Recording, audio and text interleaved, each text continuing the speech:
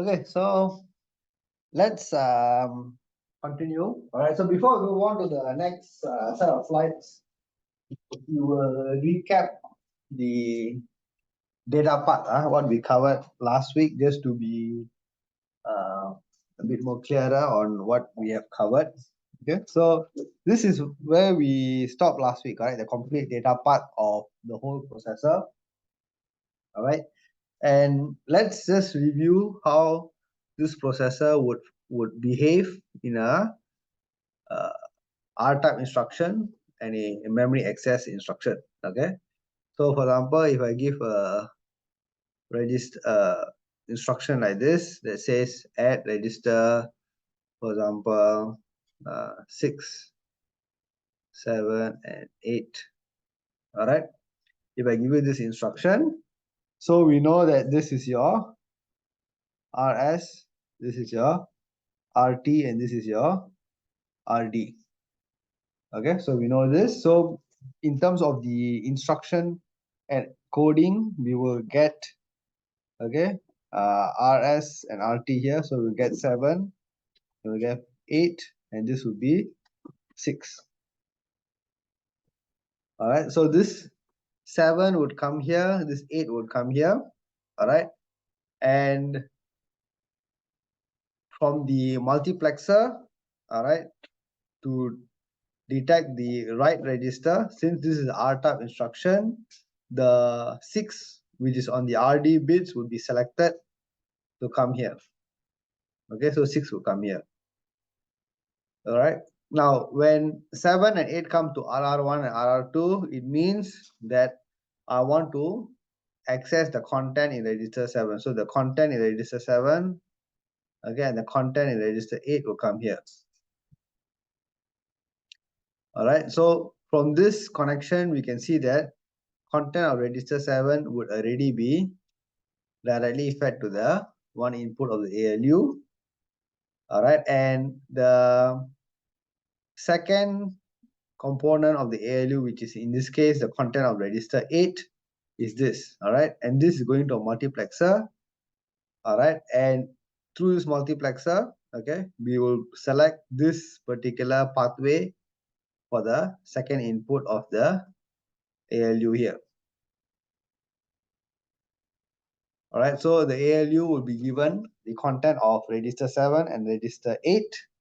Okay, it will perform the ALU, it will perform the operation in this case, which is the add operation, and we will get the result over here.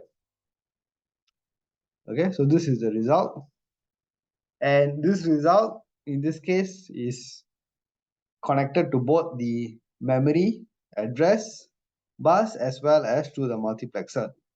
Okay, but we know that this is an R type instruction, which means that the result, okay, of this operation, this result of this operation is supposed to be written to register 6.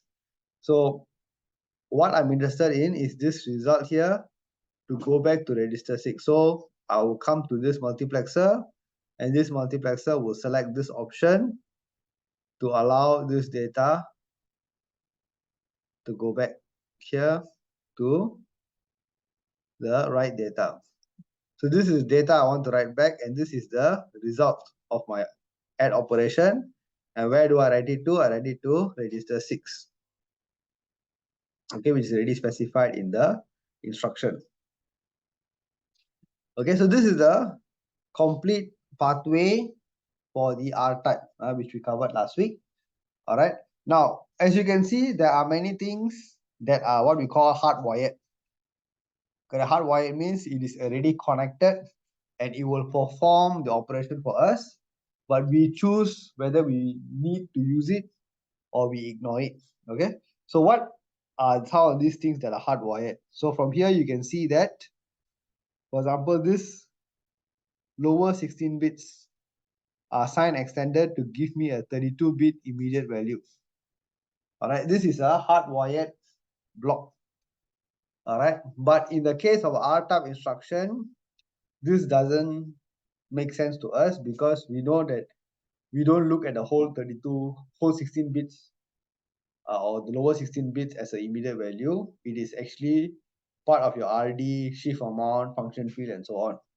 Okay, but we already have that as a hardwired block. All right, but we don't use it. That is why the multiplexer will not select this option.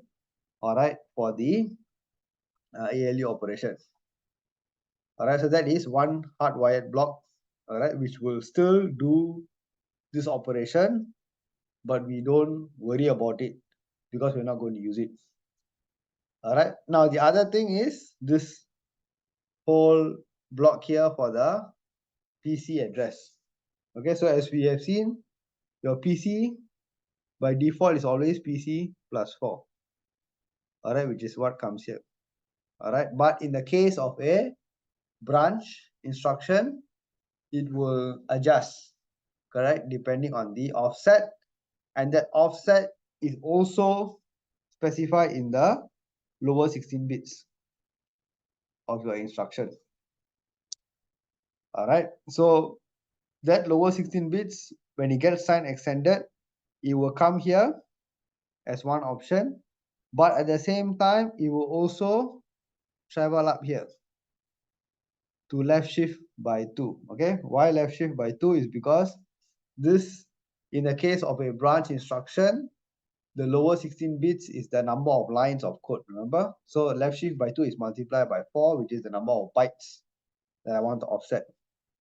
Okay, so this is basically your immediate value, okay, times 4, and this is your PC plus 4. So this is what we call the branch address. Okay, so again, all of this will happen, all right, because it is really hardwired. It will happen. That means I will still take the 16 bits. I will still prepare a branch address, even though it is not a branch instruction. Okay, it is just that because of all these multiplexers over here, okay, the multiplexer here, here, and so on, all of these multiplexers help me to select the correct information that will pass through the processor. Okay, so things will happen, many things will happen concurrently. All right, and then along the way we will decide what we want to keep, what we want to ignore. All right, and then we move along. Okay, so this is an example of a R type instruction. Okay, now let's just recap the other instruction, which is the memory access instruction. So if I say load word register 7 with register 9, something like that. Okay, so this is a memory access instruction where I want to load word. Okay, that means read from memory and store into my internal register. All right, so in this case, the instruction encoding, okay, the instruction encoding would be that this is your RS,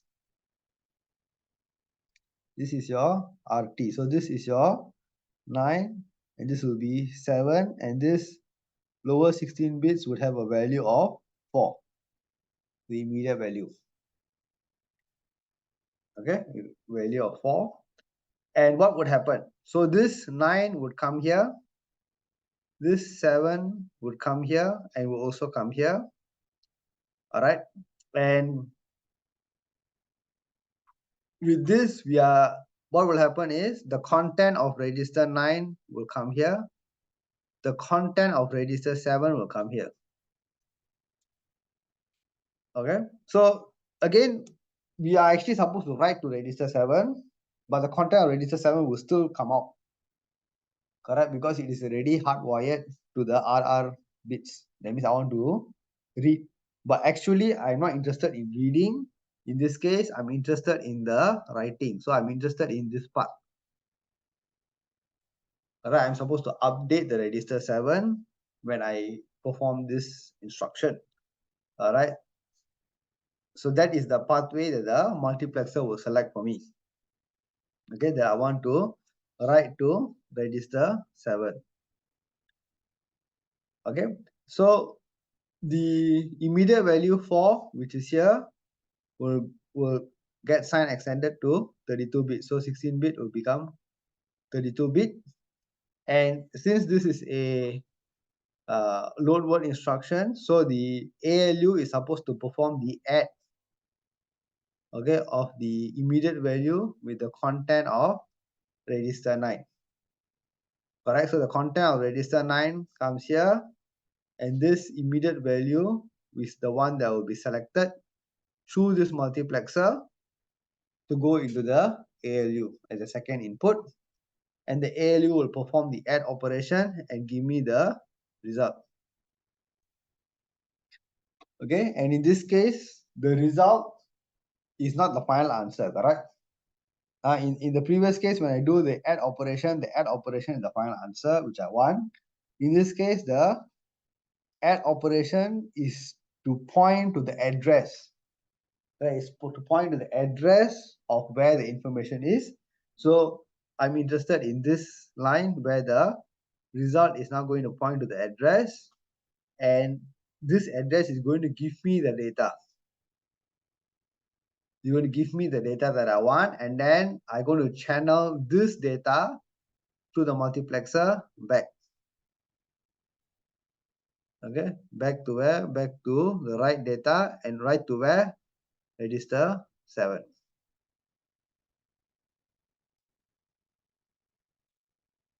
Okay, so this is basically a general view of how the processor behaves. Okay, of course you can look back at last week's recording as well. We also went through the branch instruction. All right, so there's R type, the I type, which is memory access, and the branch is also I type. Okay, so this is just to give us a recap of how the processor handles these two type of instructions. Okay, so now let's move on to the today's topic, which is how do all these multiplexers come in to make this thing happen. Okay, to make this thing happen. Okay, so that is the control part. Today's lecture on control. So let's look at this. So these are all the control signals that we need to or need to work correctly to ensure that the flow of information is smooth and is according to the instruction you want to execute. Okay, so we'll go through one by one. All right, so for example, the R type. Okay, let me okay, so let's look at all the multiplexers here. All right, so this multiplexer here is one. Okay, this multiplexer. Okay, multiplexer here. Okay, and besides these three main multiplexer, you have other control signals, which is the, so for each multiplexer there's a control signal. For this is register destination, for this is ALU source, for this is mem to register. Okay, then the other control signals that are not tied to multiplexers, which are register write, mem write, mem read, PC source, and ALU control. Okay, so all these control signals are the one that determine how we make the decision. Okay, because just now we saw, right, for R type, I type, and so on. Okay, it's the same hardware, the processor hardware, but because we decide who goes through at each stage, we can control what the processor is executing. All right, so now we're going to understand how these decisions are made. All right, so let's implement the control unit step by step. So you can see that all of these control signals are now tied to this new block here known as a control block. Okay, so this control block, okay, which previously wasn't drawn, is actually the one that determines, okay, how all these signals will behave, how the multiplexer, how these control signals will all come together to decide the flow of information. Okay, so that is the control block or the control unit. So to better understand that, we just quickly look back at the MIPS instruction set. So we saw that there are two main types of instruction set which we are looking at. All right. One is the R type, the other is the I type. Okay. And for R type, we have these five or six fields in the instruction: opcode, RS, RT, RD, shift amount, and function fields. For I type, okay, for memory access and BEQ, okay, even though we're doing two different things, the format is still the same. You have opcode, you have RS, RT, and then the offset. Okay, so let's look at the first control signal, the register destination. Okay, now what is this register destination? This register destination is supposed to determine what? The instruction or which register I'm supposed to write to. All right. So if in the case of an add R type instruction, okay. So I say I took R type instruction, I say add 6, 7, 8. Then this is your RS, RT, and RD. So I want the RD bits to be selected, correct? Okay, so my RD bit should be the one selected for my register destination. Okay, now if I were to take a I type instruction, add I, okay, and I say 9, 10, and 4. That means I'm taking the content of RS, add with the immediate value, and put into the RT. So I want the RT bits to be the register destination. So register destination means the write register, the register I'm writing to, or register to write to. That is your register destination. Okay, now looking at this understanding, if I'm executing a R type instruction, then the RD bits, okay, for R type, okay, I want the RD bits to be selected to go to the right register, correct? Okay, so you have to think of how the behavior is supposed to be. Yeah, for R type instruction, the right register is specified by the RD bits. All right, because that bit location is the register telling me that I want to update this register. Okay, so if this 32-bit instruction here was a R type instruction, that means the RD bits are specified here, correct?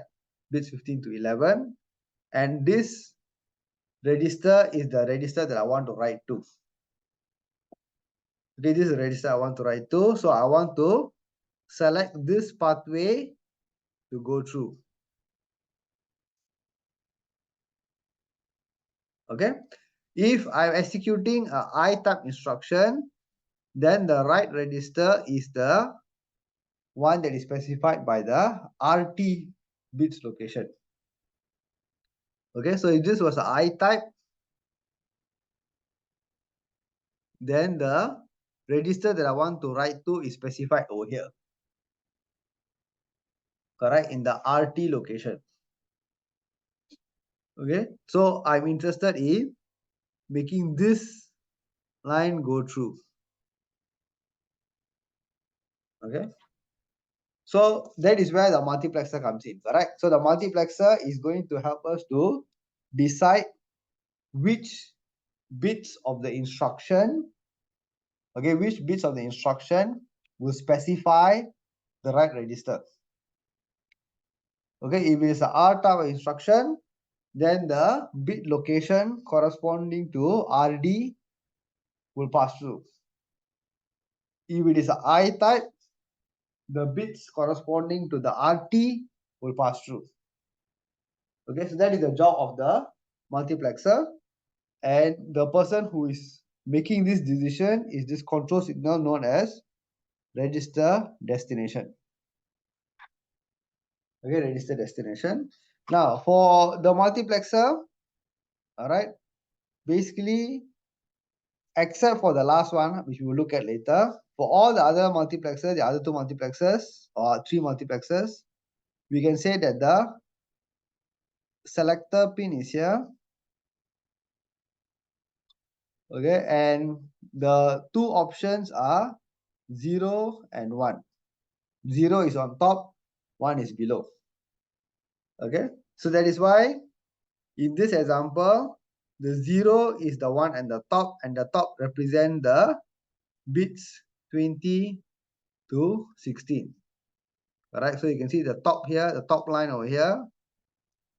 Top line over here is connected to the bits 20 to 16 of the instruction. The bottom line is connected to bits 15 to 11. Okay, so you can see over here, the bottom line is connected to the 15 to 11. All right, and what do these represent? 20 to 16 represent the RT register, and 15 to 11 represent the RD register. Okay, so what is going to happen if the selector is 0? If the selector is 0, then this line will pass through. Okay, if the selector is 1, then this line will pass through.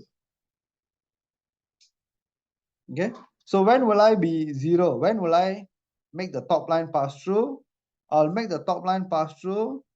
For RT means it is the I type instruction.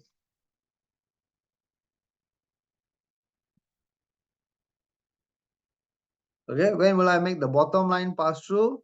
If it is a R type instruction.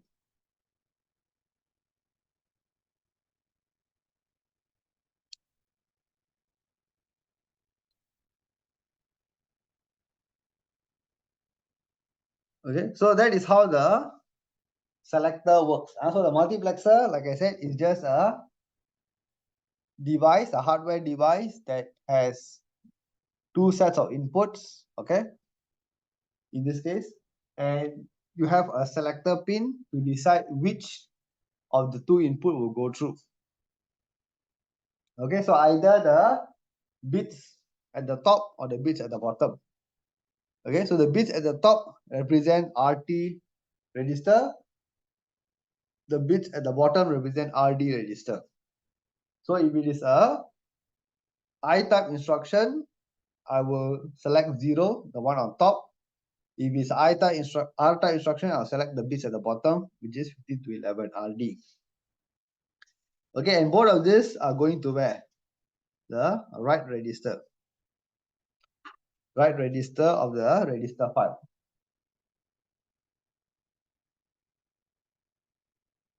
Okay, so that is how the whole thing works.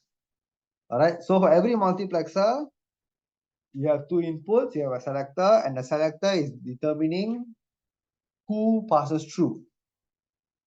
Okay, so the decision making process of whether it should be 0 or whether it should be 1, okay, is determined. Okay, is determined by what? Okay, is determined by the opcode and the function field. Okay, so if you remember, every instruction has its own unique opcode and function field. Okay, and that opcode and function field is the one that determines how I control all these bits. So if you look carefully here at the design, you will notice that there is actually a connection for the opcode, okay, and the function field to go into the control block. Okay, so the bits of the opcode and the bits of the function field are actually the input to the control block. Okay, so the control block will take these bits, okay, as input, and then make sense of what instruction I'm executing. Is it a R type instruction? Is it an I type instruction? Is it a branch instruction? And so on. And once it makes sense of the instruction, then it will set all these control signals appropriately.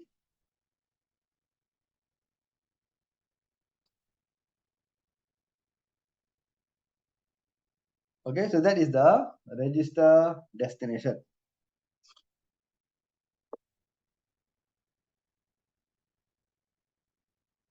Okay, so the next thing is register write.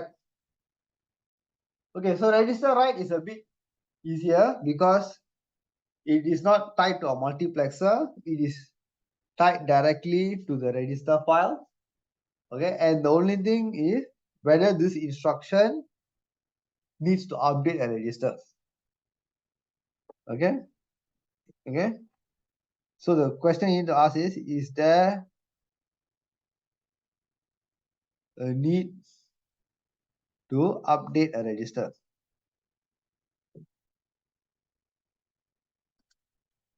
Okay, so if your instruction involves a write to a register, okay, so for example, if I say add, okay, 6, 9, 11, that means I'm going to do some operation and I'm going to update a register, right? I need to write to a register. This is my write register. So as long as the instruction involves me writing to a register, then the register write flag will be set or bit will be set. Okay, so it is a single bit, 1 or 0. 0 means no need to write. 1 means I will write. Okay, if I have a branch instruction, BEQ, okay, 4, 0, and 8, something like this, I'm doing a branch operation, correct? So in a branch operation, you are only going to change the PC or not change the PC. So there is no register write involved. Okay, so in this example, you will say that the outcome will be a 1 of the register write. Here will be a 0. Okay, because in the first instruction, register write will be set to 1 because I'm supposed to update register. In the second instruction, there is no update to any register. It's a branch instruction. Okay, so the register write flag or the bit will be set to 0.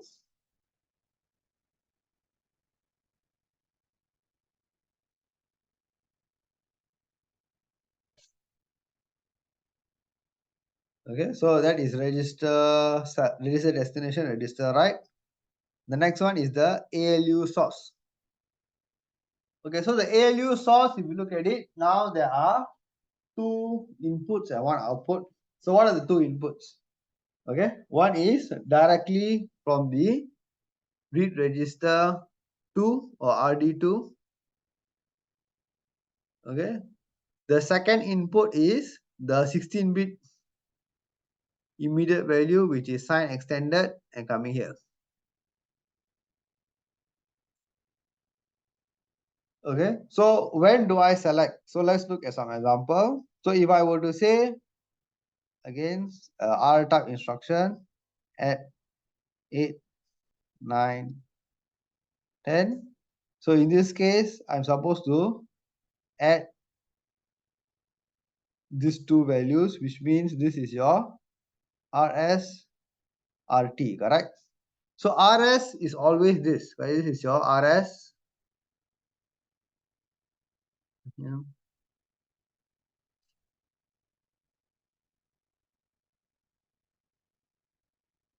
Okay, and your RT is this.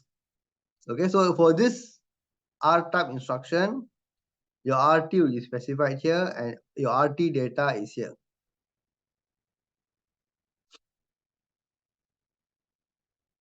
All right. So in this case, I want to take the data that is coming from the RD2. Correct. So this is your RD2.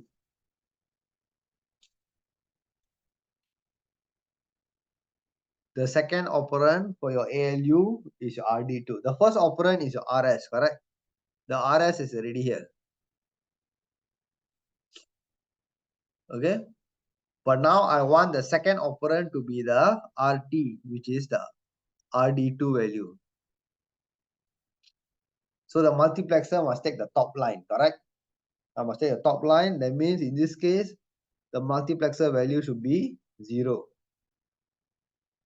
0 is on top, 1 is below.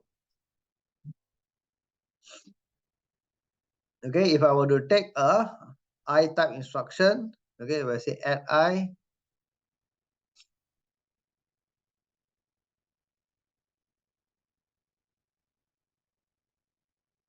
all right. So in this kind of instruction, this is your RS, this is your RT, and this is my immediate. Okay, so in this case, I'm supposed to do a add between the register RS value and the immediate, correct? Okay, so the RS value is still on top here, and the RS value will always be there, it's fixed.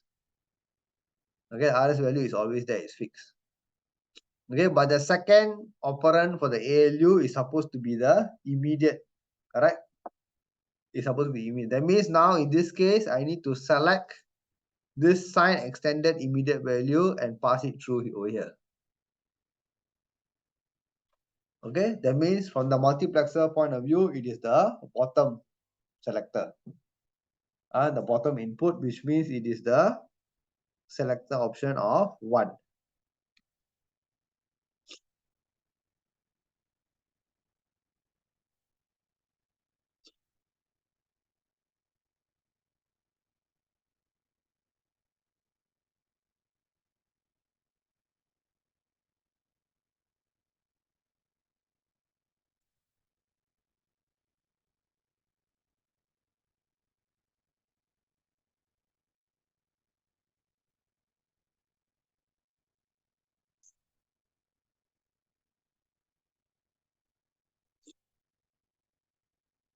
Okay, so the ALU source is the multiplexer, or the control pin for the multiplexer that will determine the second operand for the ALU.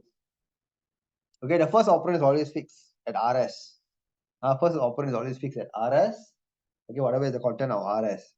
The second operand has two options. One is the content of RT or the immediate value. When will I use the RT? If it is the R type instruction. Okay, so if it's the R type instruction, okay, like this. Okay, then I say that I take the RT value. That means the first option on the multiplexer. If it is the I type instruction, okay, or a memory access instruction and so on, then I take the second option on the multiplexer, the immediate value, to pass as the operand to the ALU. Okay, so that is your ALU source.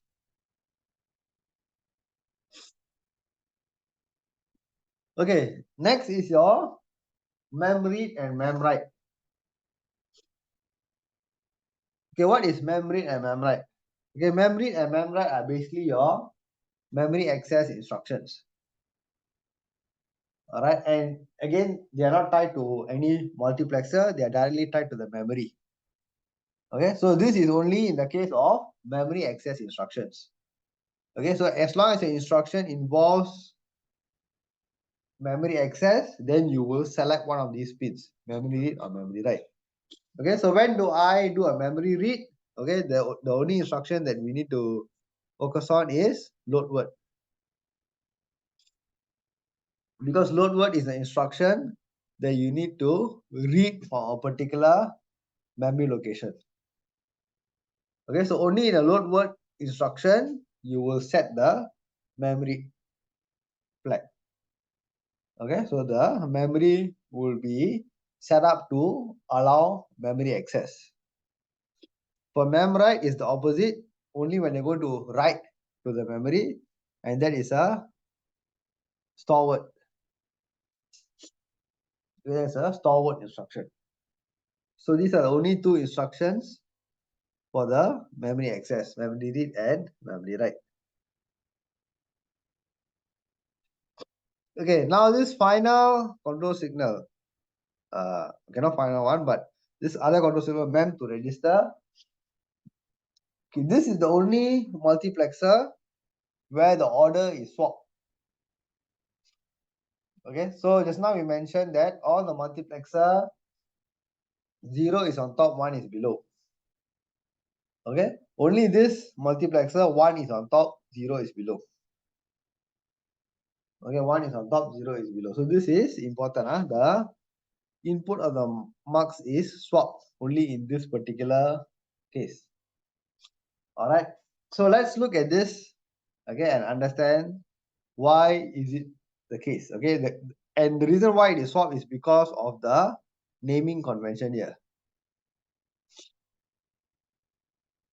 Okay, called mem to register.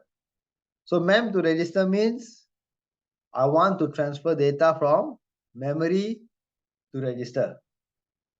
Okay, mem to register means the data is to be transferred from memory to register. Okay, so if this is a 1, that means I want the data to go from memory to register. Correct? And if you look at this multiplexer over here, there is 2 inputs. The top input here is actually the data that is coming from the memory. Okay, the data is coming from the memory. The second input here is the direct ALU result.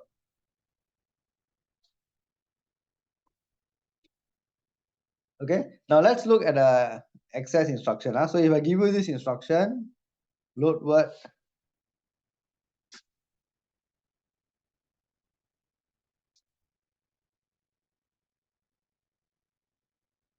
okay, so what would have happened? I would have computed this address, okay, between the offset and this register content. Correct, I would have pointed to some address location, and I would have taken that information and transfer it to register 6. Correct? Okay, so in this case I want the data. So this information is inside where this is my data memory. Okay, which is this data memory. So in this situation where I'm doing a memory access, the multiplexer setting would be a 1. Why? Because the top pathway is what I want.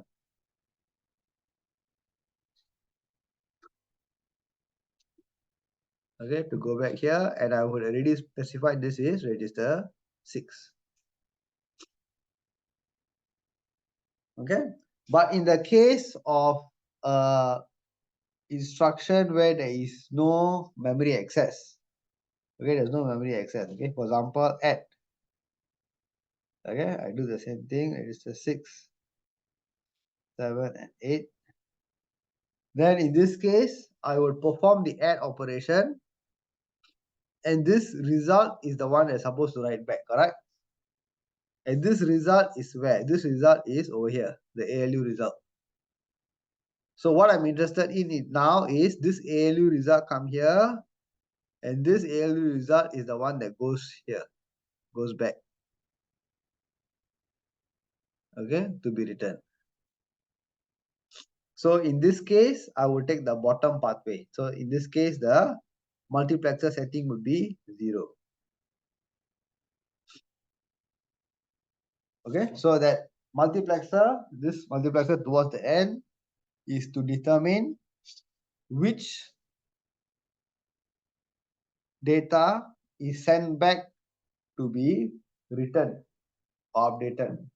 So there are 2 options. One is from the memory, the data that is read from the memory, or the result of the ALU itself. Okay, so if the multiplexer selector is set to 1, then it will be the top in this case, which is the data from the memory back to the register. Okay, but in the case of the multiplexer setting to 0, that means I want the ALU result to be sent back. Okay, so if it is a ARTA instruction, then is the ALU result. If it's a memory access instruction, then it will be the data from the memory.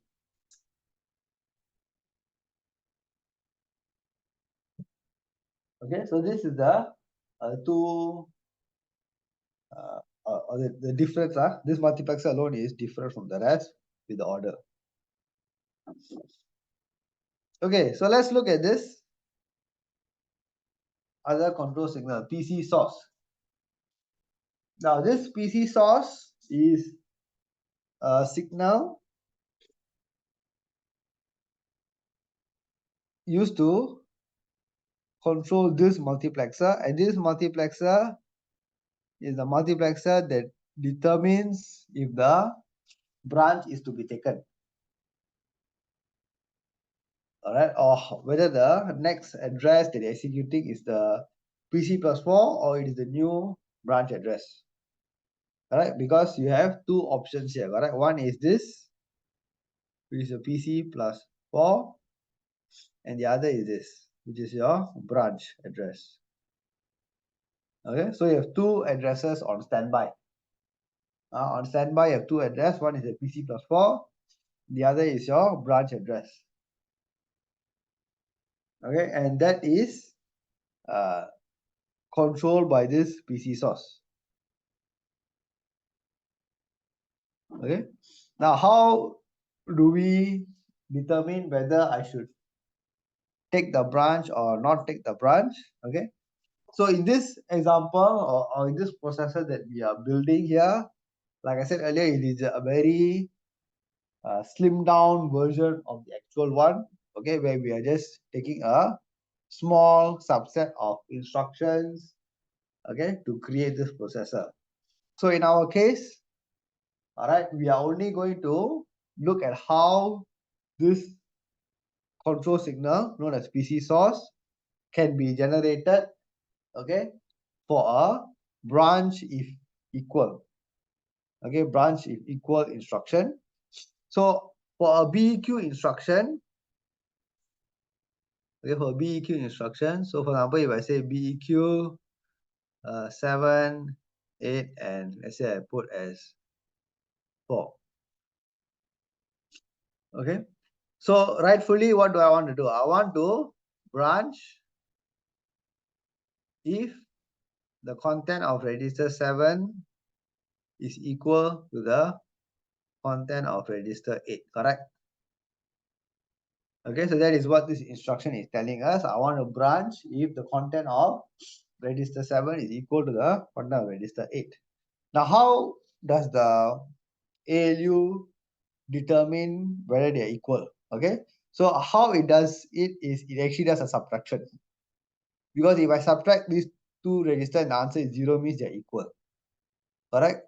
So all it does is it will take the register 7 content minus register 8 content, and it will check whether it's equal to 0. Okay, that will tell me whether the values are the same. Okay, and if it is true, okay, if this is true, that means I will set a flag known as is0. So is0 will be equals to true or 1. Yeah, I'll put as 1. Okay, so there is this bit here called is0. Okay, so this is0, okay, will be set to 1 if the result of the operation is true. That means they are both the same. Okay, if they are both the same. All right, and over here, okay, what the hardware is doing, this is basically a AND gate. Okay, so what is an AND gate? An AND gate is only when both inputs are 1, the output is a 1. All right, so this one is 0, and the other one is from the control line, known as the branch signal. Okay, so basically what is happening here, the control block, when it decodes from the opcode, it will know that this is a BEQ instruction. Okay, from the opcode, it will decode and know that this is a BEQ instruction. So if it is a BEQ instruction, okay, one, and if the comparison is true, that means they are both equal, then I branch. Correct? So this branch will be set to 1. So if the branch is set to 1, so this input is the 1 and this input is the 0. So 1 means I will take the branch address, okay, which is the bottom line over here.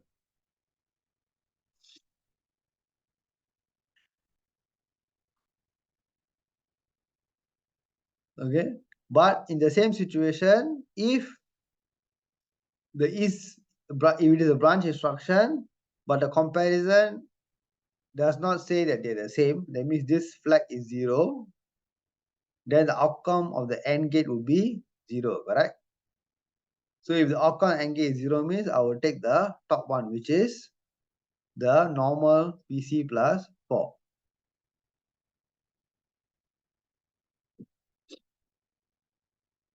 Okay, so this branch, okay, decision is made using these two separate inputs. Okay, one is from the control block, you have a line that tells me that this is a branch instruction, and then from the ALU, we do this check to see whether the content of register 7 or the content of the two registers are the same.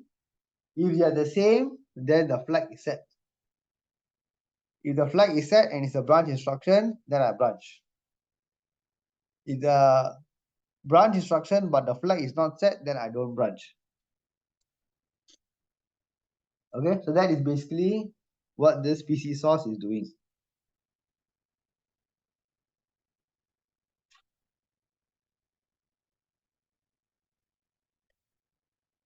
Okay, so these are most of the instruction that we have covered so far. Okay, so left is the ALU control part. ALU control to understand how everything comes together. All right, but I think we can go for a break now. Okay, so you can revise and recap this first before we proceed on to the rest of the content. Okay, so it's 7:30. I think 7:45 we come back. All right, so you can come back, you look through again. Any questions we can discuss. All right, so again, all of this is expected that you don't understand everything the first time. It's normal. So it takes time to go through again, step by step, trace through the whole data path and control path. Then it will make more sense. So at first glance, just get the whole idea first. The basic flow of what we are trying to do. Then when you go back and revise and go through again, then you get a clearer picture. Okay, so we'll go for a break. 15 minutes time, we come back, then we will continue.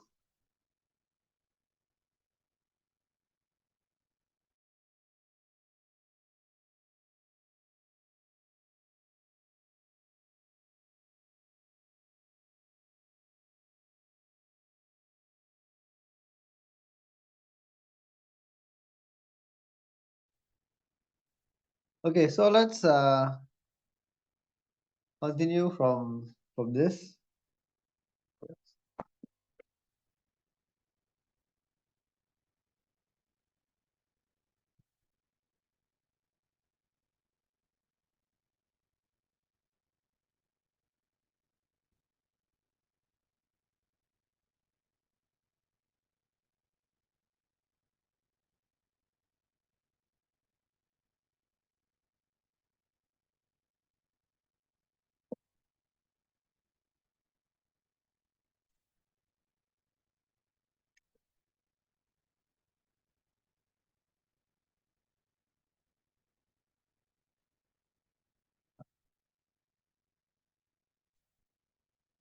Okay, so we have covered all the main control blocks already. All right, and the only thing left is this ALU control. All right, so we know that we have everything. All right, and what we haven't looked at is how do we tell the ALU what needs to be done. Alright, because the ALU is the one that does your add, subtract, shift, whatever. Okay, all your operations. So the thing here is we have not covered this part here, which is the ALU control. Okay, and this one we are not going to be covering in detail because it involves quite a bit of hardware design. Okay, using AND gates, OR gates, and all those stuff. Alright, which since we're not going into in depth in this module, we're going to skip it. Alright, but for now, what we can say is it will be generated as part of the control. Okay, so while this control block is generating all the appropriate signals for us, it is also going to be generating the ALU control signals.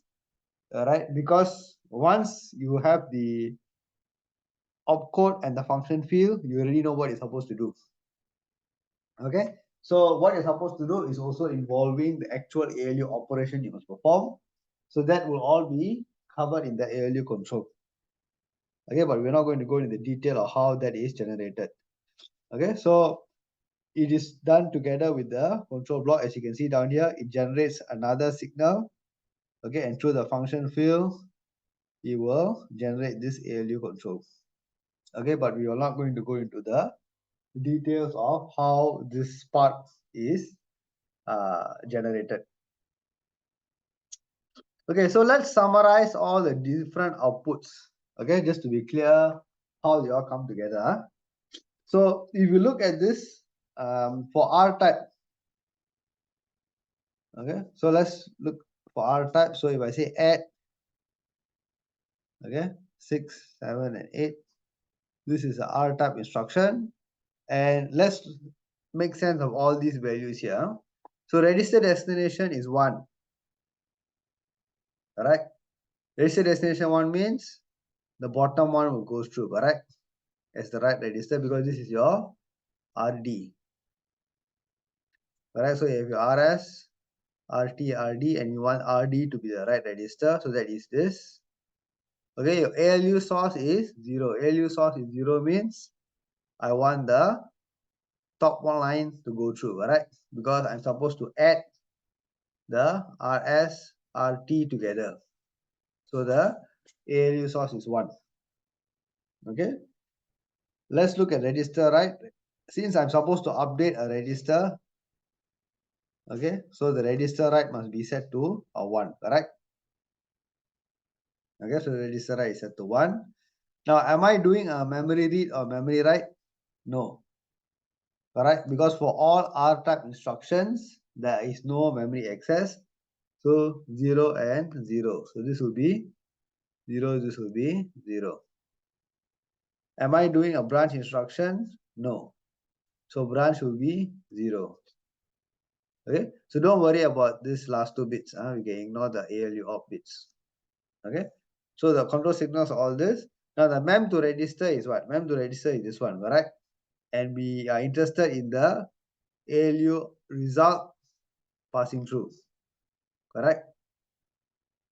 Because for R type instruction, the result that we want is the result from the ALU operation itself. Okay, and for this register, this multiplexer alone, as we saw, the 1 is on top, the 0 is below. Alright, so we want the 0 here.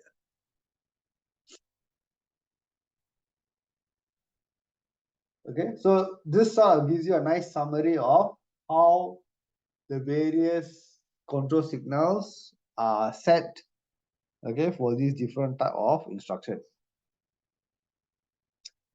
All right, now let's look at the other two. So let me erase all this. Okay, now let's look at for the next one, your load word. So for load word instruction,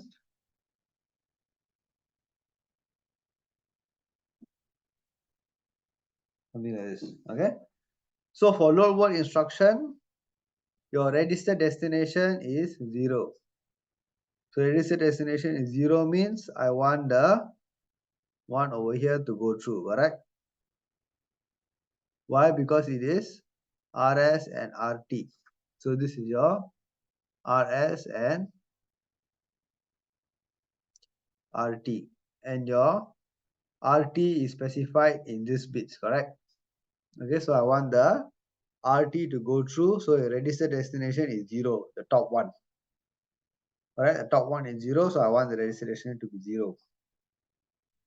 How about ALU source set to 1? So ALU source set to 1 means because the ALU operation is between RS and the immediate value. Alright.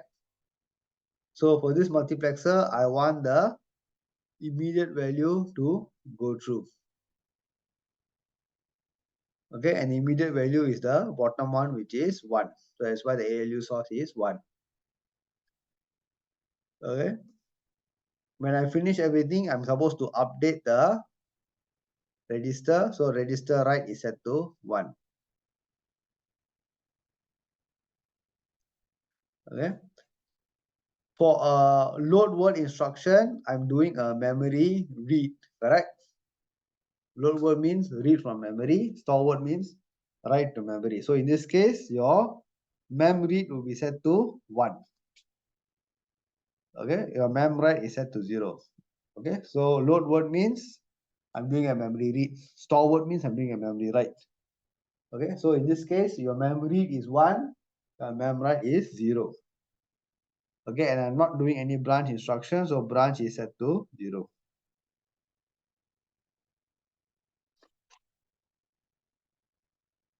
Okay, and then for the mem to register, for this case, the register and offset is pointing to some address, correct? And I want the data from that address to come through here, correct? To go all the way. So that is the first option, and the first option is a 1. Correct? Because for mem to register, 1 is on top, 0 is below.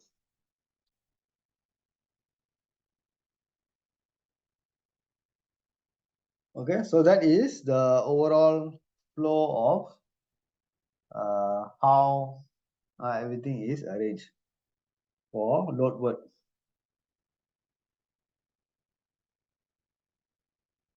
All right, so let's try the next one. Okay, so the next one is quite similar. Okay, let me just erase this part. So for the next one, it is a store word instruction. So store word actually looks similar. So if I put the same, okay. So in a store word instruction, this is your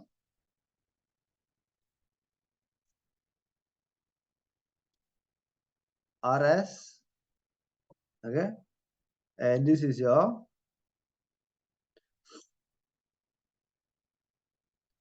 RT,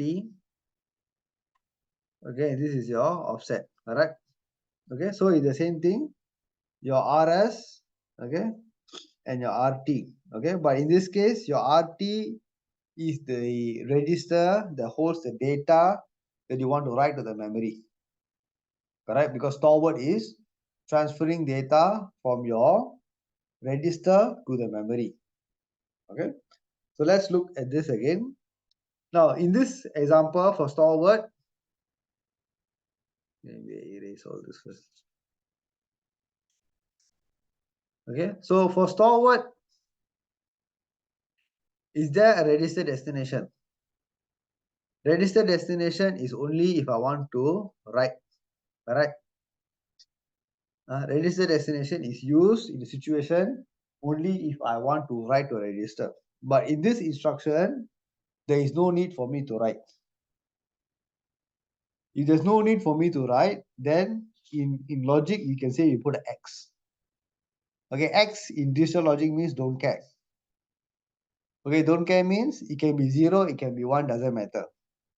Okay, so of course you might ask why it doesn't matter. It doesn't matter because we will set register write to 0. If register write to is already set to 0, it doesn't matter what value I put as a register. Correct? So it's a two-way approach, correct? Both must come hand in hand. Register write must be set and I must specify the register. Okay, if I specify the register but register write is not set, then there's no point. I will still not write anyway. Okay, so the register write is set to 0, and because register write is set to 0, it will not make any difference whether what value I put for register destination. So that's why I can put X over here. All right, for this situation I will do the same thing. So I need to add RS with immediate value, so I still need this immediate value, so the ALU source must be set to 1 because it is still the RS value add with immediate value. All right, and since it's a store word instruction, I'm doing a mem write. I'm not doing a mem read. So mem write is 1 and mem read is 0. Okay, and branch is set to 0. All right, and then the last register, mem to register. Okay, so so for store word, where does the data come from? So you can see there's actually one more line here, which is your RT. So your RT here specifies your read register 2, which is this, and there's actually a line here, okay, which we haven't done before. This line that connects to your write data. So this line here directly connects your RD2 to the write data bits of your memory block. So that is how you are able to transfer the data directly from the register file to the memory. Okay, and again, since we are not writing back to any register, this is a don't care, because the mem to register is only which data goes back to be updated. Okay, but in a store word instruction, we're not updating any register. Okay, so it doesn't matter. Okay, now let's look at the last example here, the BEQ.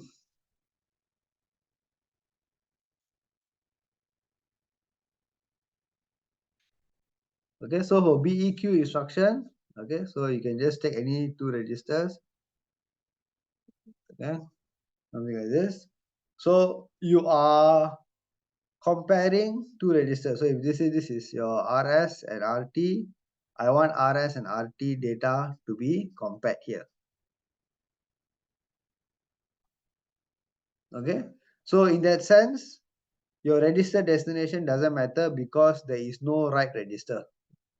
You are not updating any register, so you say X. Okay, and at the same time, there is no register write. Okay, so you can see that whenever register destination X, your register write will always be 0. Okay, because you're not writing to the any register. Your ALU source in this case is your top one. Okay, because you are taking the data, okay, to pass to the ALU. You are not doing any memory access for BEQ. So mem read and mem write is both 0, and your branch, this branch line will be set to 1. Okay, and again, we are not interested in sending any data back to be updated. So your mem to register is X. Okay, so again, I know it's quite a lot. It's quite a lot of different pathways and so many lines here and there. But like I said, if you try to trace back line by line, okay, you will see how it all comes together. So at first glance, it always looks a bit overwhelming. But after a while, okay, if you try it on your own, it's easy.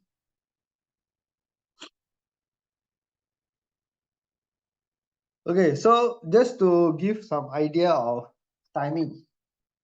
Okay, so in this example or this table, what we are showing you is some sample timing, okay, of how much each block will take. Okay, because every block is a hardware block, which means that when I provide the input, the hardware must generate the output, which takes some time. Okay, so in this case, the instruction memory 2 nanosecond, 1 nanosecond, and so on. All right, so basically you can see that the instruction that takes the longest is load word. Okay, why does load word take the longest? Because I need to read from the memory. I need to read from the register, perform the ALU, and then read from the data memory and update the register as well. Correct? I have to do all the blocks. Okay, so the load word block is the or instruction is the one that takes the longest amount of time. Okay, because it consumes all the blocks. And why is this important? Because it impacts how fast your processor can run. Correct? You cannot run faster than your slowest instruction. Correct? Okay, so you have to run, or your speed is limited by your slowest instruction. So in this case, the load word is your slowest instruction. Okay, so how can I improve? Correct? So everybody wants things to be faster and faster and faster. Correct? So if this is my situation, what can I do to make things better or improve? Okay, so there are two other improvements to this. Okay, again, which is not covered in the syllabus, but just to let you know, one is called multi-cycle implementation. So we take every step as one clock cycle, all right, and we can limit it based on the uh, minimum number of clock cycles you need to complete one instruction. All right, so this is a bit different. In this current approach is called a single cycle implementation. That means when the clock comes in, I do everything, and then the next clock comes in. Okay, so the clock interval is limited by my slowest instruction. Okay, in multi-cycle, it is a bit different. I can break up into multiple steps, and I can take one step as one cycle. Okay, and then control the behavior in a different way. Okay, that is one option. The other is what we call pipelining. Okay, pipelining means I create a way to allow multiple instruction to be occupying the different stages of the processor at the same time. Okay, it is like five of you sitting together and passing the parcel, which means at one point of time, all five of you will have five different parcels, correct? All right. So that is the idea of pipelining. So everybody or each stage of the processor is utilized by different instruction at the same time. Okay. So again, these are much more complex architecture. Okay, but it is not examinable. It's not covered in the syllabus. Okay, it's just so that you know, if you're keen, you can go and read up. All right. So basically, what we have covered, okay, in this whole part here is overview of the entire MIPS architecture, from assembly language to data path to control, okay, the instruction set architecture, everything. Okay, so it gives you a very good, clear overview of everything at a very low level. At a very low level.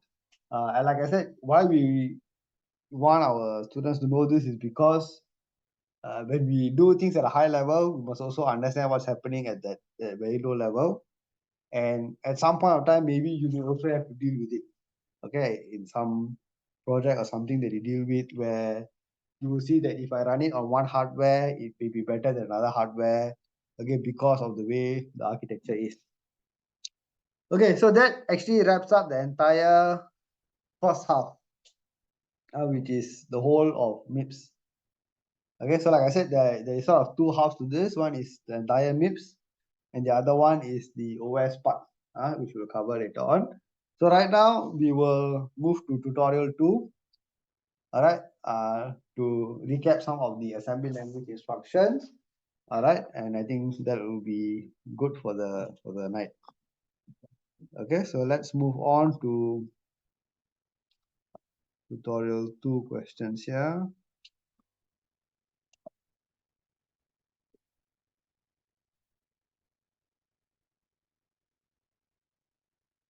So next week is recess week, you know. So no classes next week.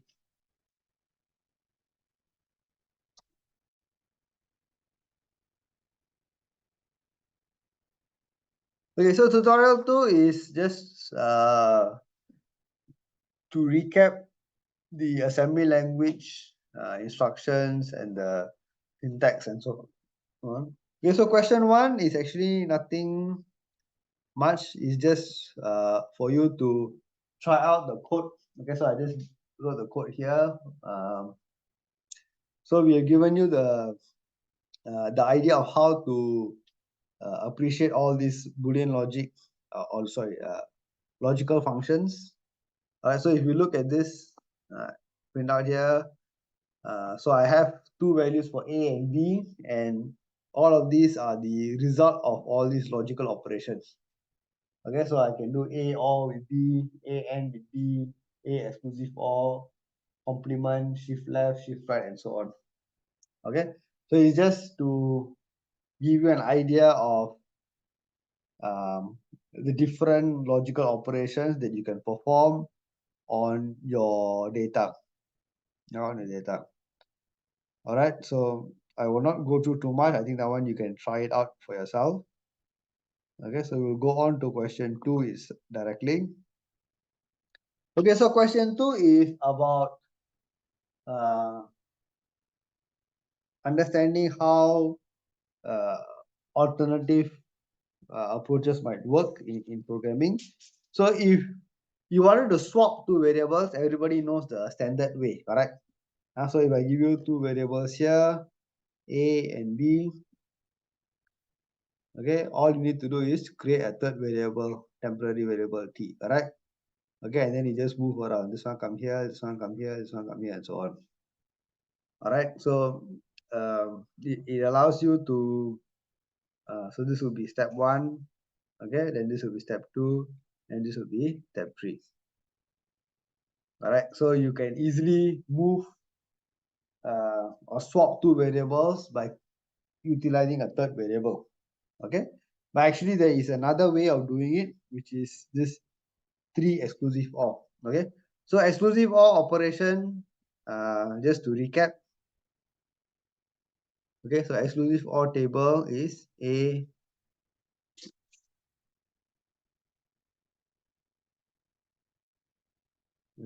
X output 0 0 0 1 1.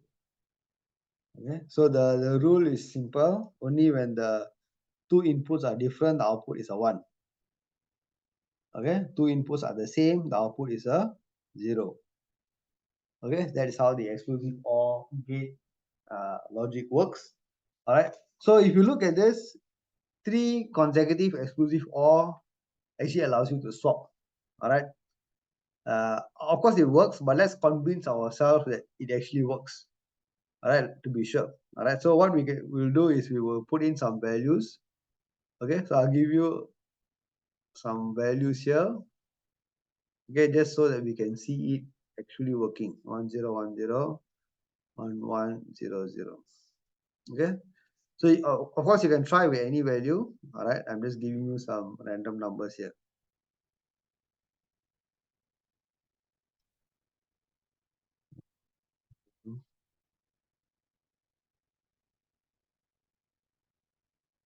Okay, so now let's look at the first line. A exclusive OR with B, all right? Okay, that means these two exclusive OR. All right, so I'm going to say the first line as A equals to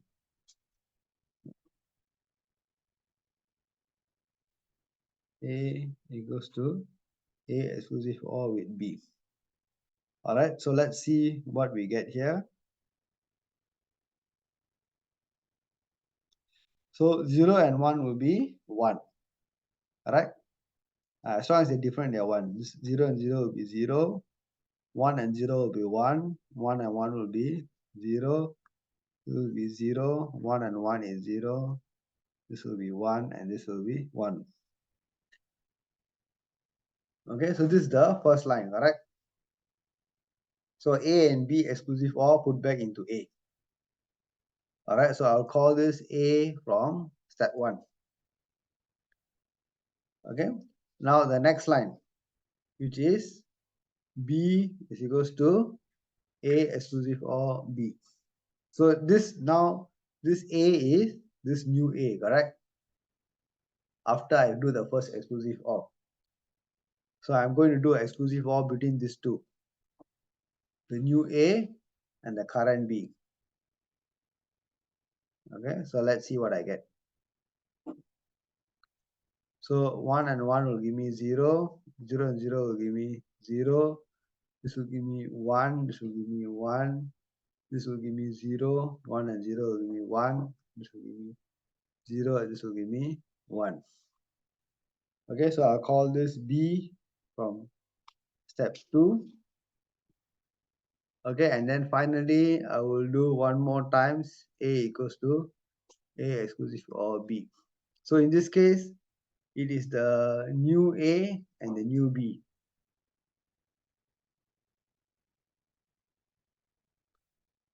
Okay, the new A and the new B. So 1 and 0 will give me 1, 0 and 0 will give me 0, 1 and 1 will give me 0, 0 and 1 will give me 1, 0 and 0 is 0, 0, 1 is 1, 1, 0 is 1, and 1, 1 is 0. So this is A from step 3. Now when I look at it, what do you see? You see that this A is now B, correct? A has transferred over to B. And over here, the B has transferred over to A.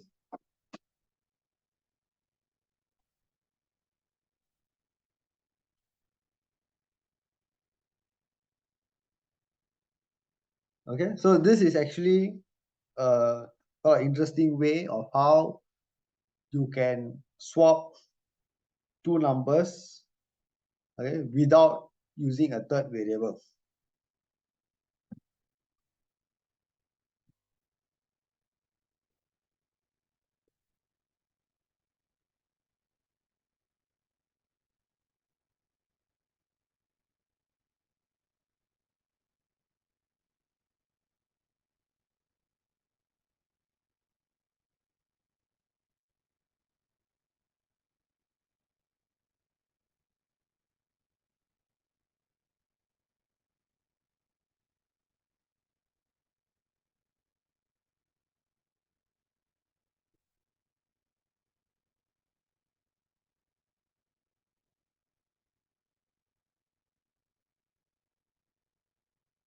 Okay, so let's look at the second question.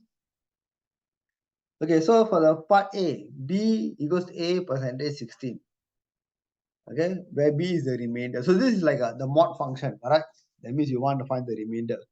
All right. So let's think back of the mod function again. So let's say I give you, okay, so we're looking at A first, B is equals to A percentage 16. Okay, but let's think back at our what we are familiar with, your base 10 number. All right. If I give you this D percentage 10, okay, and let's say D has a value of 92, then what would be the answer? 2, correct? Because we know that this is the tens part, all right, and this will be the ones. Okay, and what do we know when I say that I'm doing a mod 10?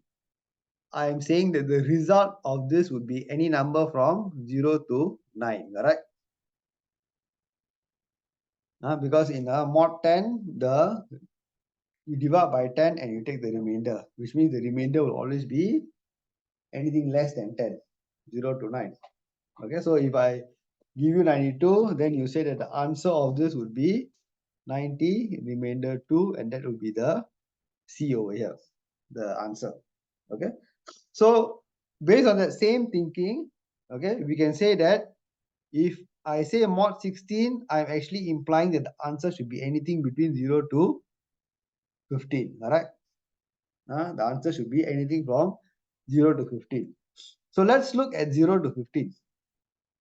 0 all the way to 15, and if I look at it from the binary perspective, is what? 0 0 0 0 all the way to 1 1 1 1. Correct? In terms of binary, it is all zeros to all ones. That is 0 to 15. Okay, and that is how many bits? That is a 4-bit number, correct? 4 bits. Okay, now let's take this idea and think back at our register. Our registers are 32 bits, correct? Our register is 32 bits. But we know that when I do this mod operation with 16, what do I want? The answer is a 4-bit answer, correct? Make sense? The actual number that I have is a 32-bit number, which is in A. But when I do the mod operation, the result that I expect to get is a 4-bit answer, because it's only going to be from 0 to 15. Okay, so in this case, I can say that if I take my register S0, which is in your A, okay, if I take register S0, okay, and this is my register, there is a 32-bit register. What I'm interested in when I do this mod operation, what I'm interested in is the last 4 bits, correct? Because the last 4 bits represent the answer of the mod operation. So in order for me to only retain the last 4 bits, okay, in order to retain the last 4 bits, what do I need to do? I need to make sure that I can do it by performing what we call a AND operation, correct? Where only the last 4 bits are 1 and everything else is 0. Okay, if the last 4 bits are 1 and everything else is 0, then what happened? The resulting answer here would be whatever that S0 originally had as the last 4 bits. Okay, this last 4 bits will come here, correct? So you can see that this mod operation, okay, what we are trying to do is we want to get the answer which is a value between 0 to 15. As 0 to 15 in binary represents the last 4 bits. So effectively, this mod operation, okay, is nothing more than a simple AND operation, which is AND immediate of register S0 with value 0xf and the answer put into S1.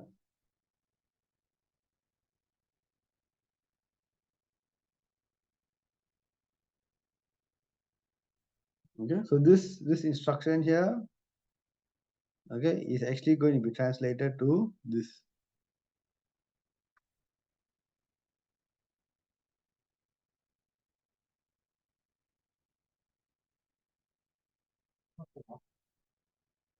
F0xf.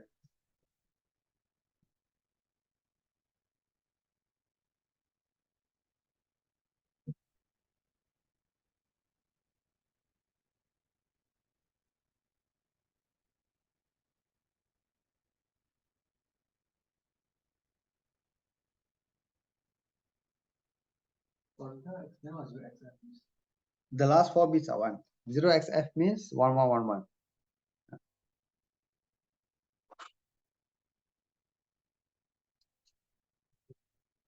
Yeah.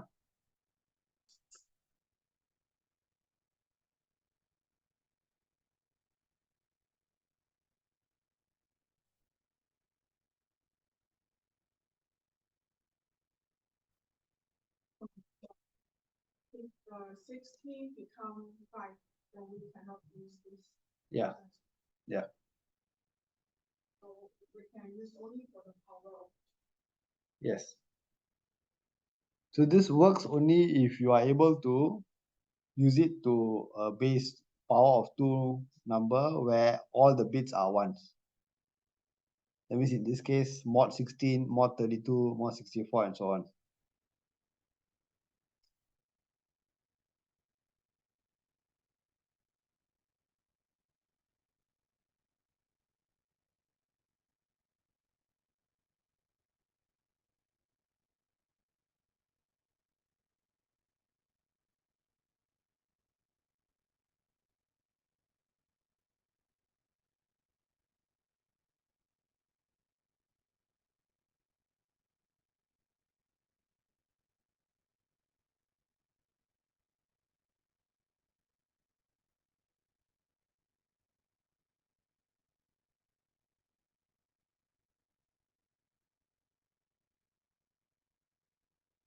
Okay, so let's look at the part B.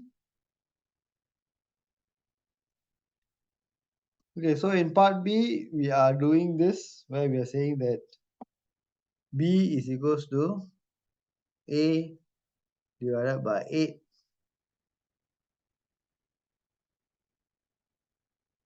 multiplied by 8.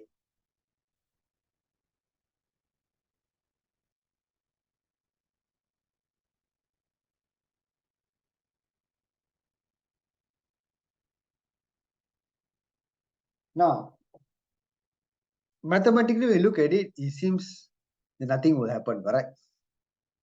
If you just do this as a mathematical sum, you just say divide by 8 multiply by 8, that means nothing changed. A is still the same. Alright, but you have to remember that when you translate maths into code, it is not all in one line, correct? Your execution will go based on the order of precedence, correct? So in this case, since you put a bracket, you will do division first. Then you will do the multiplication after that. Alright, so you will have to do this as two separate instructions, correct? So one instruction is division, the other instruction is multiplication. Alright, now the next thing is, of course, division and multiplication.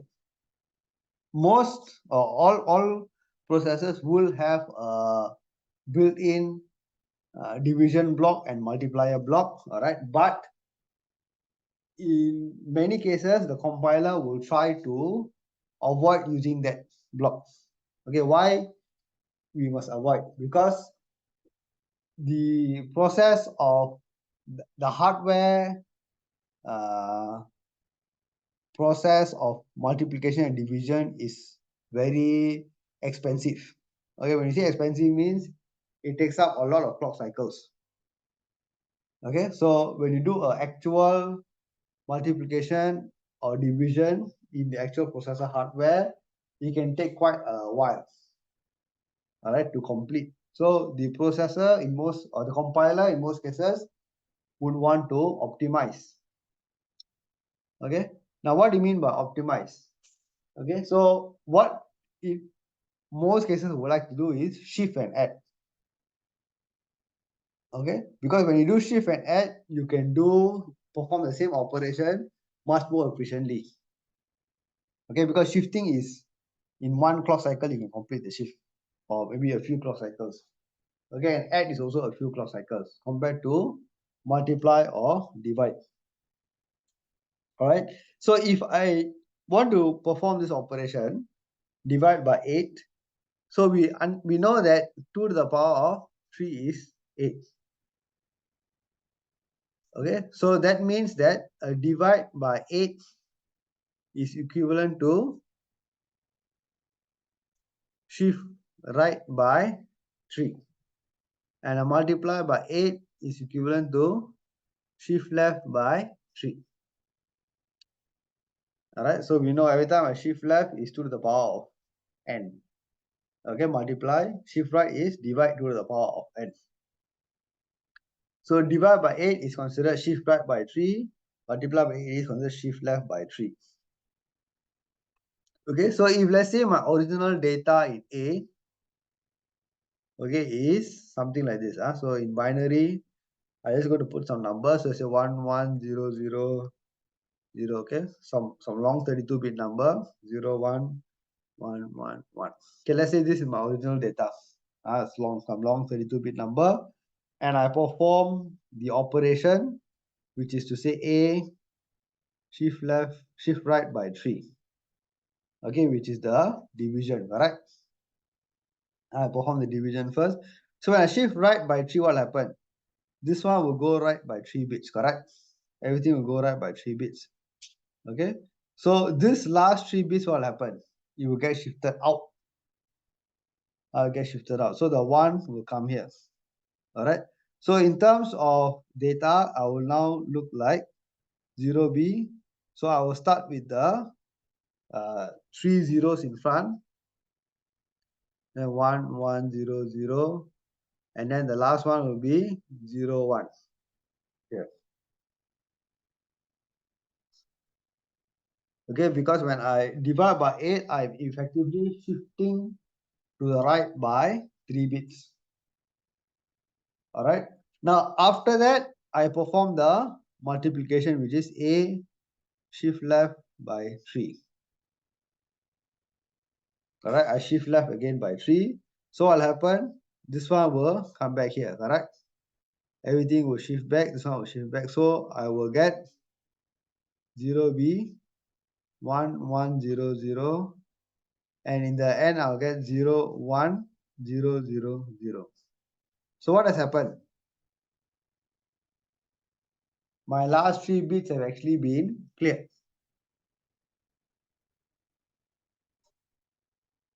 Okay, my last 3 bits have actually been cleared. All right. So to translate this into instructions, okay, you can say that the first instruction can be written as something like this: shift right logical, which is your S0, shift right by 3. I can put into some temporary register. And the second instruction is to shift left, which is my T0 by 3, and put into S1. Okay, so this sort of translates the two instructions, divide and multiply by 8.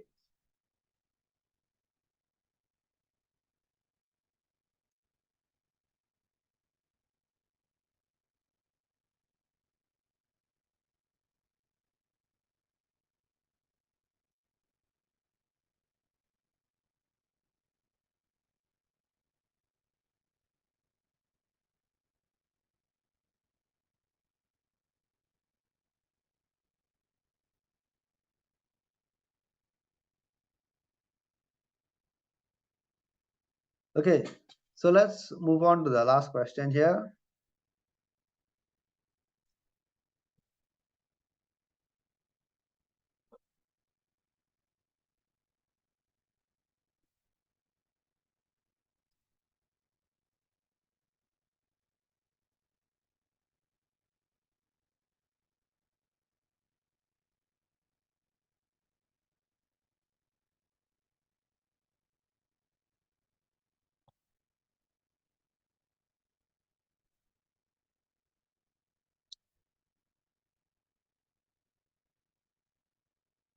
Okay, so we have this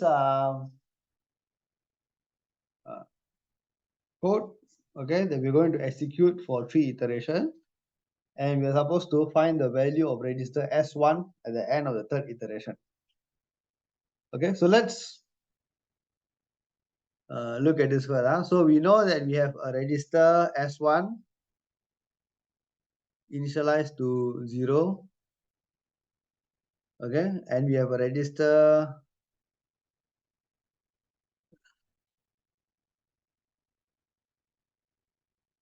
T0 initialized to 112. Okay, so let's do this line by line and try to understand. So we're supposed to go through this for 3 iterations. Okay, so let's do line by line. So first line is to say BEQ, whether T0 is 0. So T0 is not 0, correct?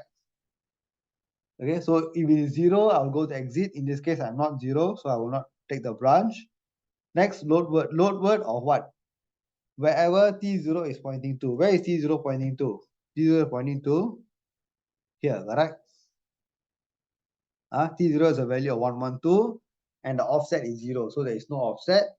And I take that data, which is 108, and put into T1. So register T1 has now a value of 108. Okay, that is my load word instruction. Okay, after that, what I do next, I do an add operation between S1 and T1, put into S1. So what is S1? S1 is 0, right? Okay, so I'm going to take 0 plus 108, which is 108, put inside here. So it is 108.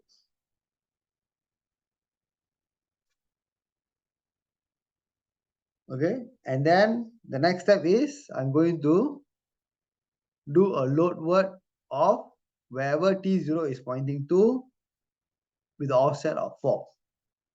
T0 is pointing to 112. Okay, offset of 4 means plus 4 here, correct? 116. And what is the content of 116? It is 124. So I'm going to take this value 124 and I'm going to put inside here.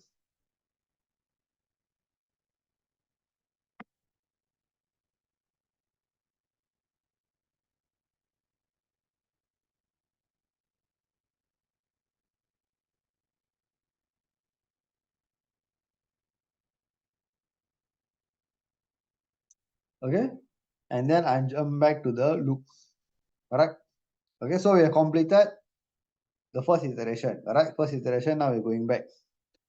Okay, so going back, now the second iteration. Again, we check, is it equal to 0? Is T0 0? No. So we don't go to exit, we do a load word. So load word of wherever T0 is pointing to. T0 is pointing to 124. So I'm pointing here. Okay, I'm pointing to 124 and I take the content of that and put into T1. What is the content? 104. So I take 104 and put into T1. So this content will now become 104. Okay, and then I add S1 with T1, put back into S1. So S1 is 108 plus 104, which is 212. So this one will become 212. Okay, and then I do a load word of T0 with offset of 4. So T0 is pointing to 124. Offset of 4 means the next location. Okay, and I take that content which is 100 and put into T0. So this one become 100.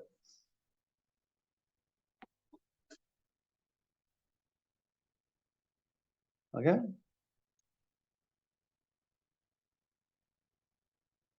So we finished 2 iterations already, correct? Now the third iteration. The third iteration, we again come back here, we check.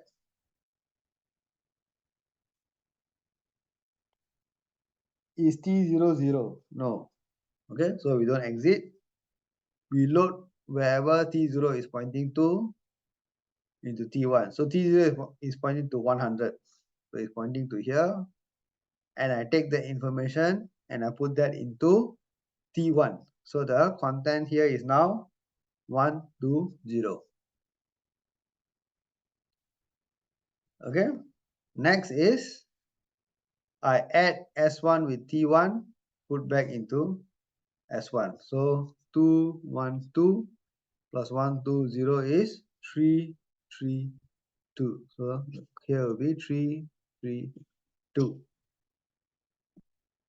Okay, then I load word of wherever T0 is pointing to plus 4. So T0 is pointing here plus 4 and I take this content and load it into T0.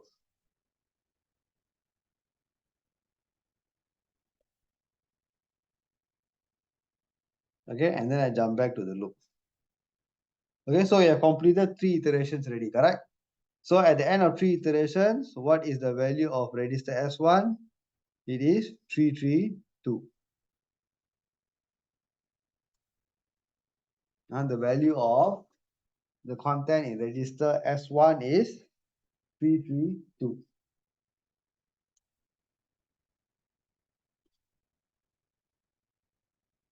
Okay, and then for the last question here, if I want to terminate the loop at the for check. So now this is the for check, correct? Because I do the check at the beginning of the loop. So first I check one iteration, check iteration, check iteration, and now this is the fourth check. So when I completed the loop 3 times, this is the fourth check. Okay.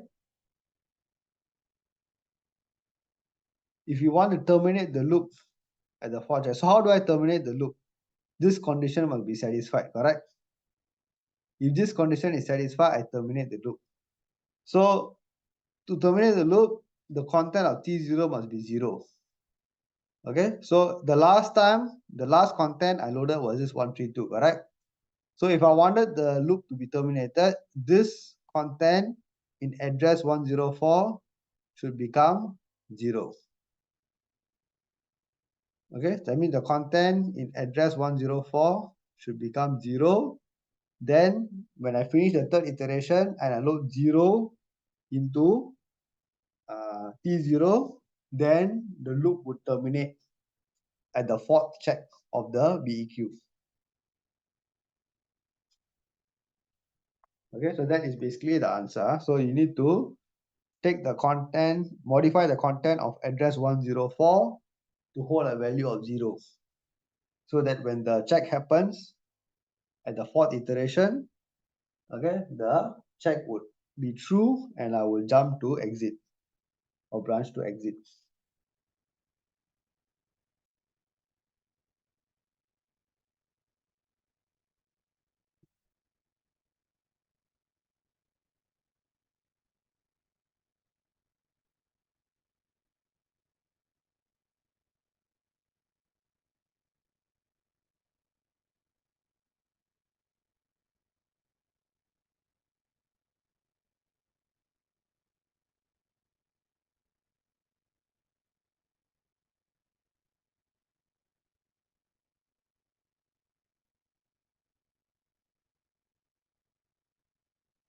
Okay, so that is all for today.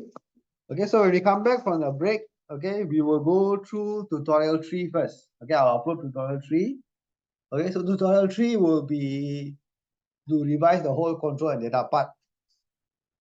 Okay, and that whole understanding is important for the term paper. So I will upload a term paper this week as well, so you can start to have a look.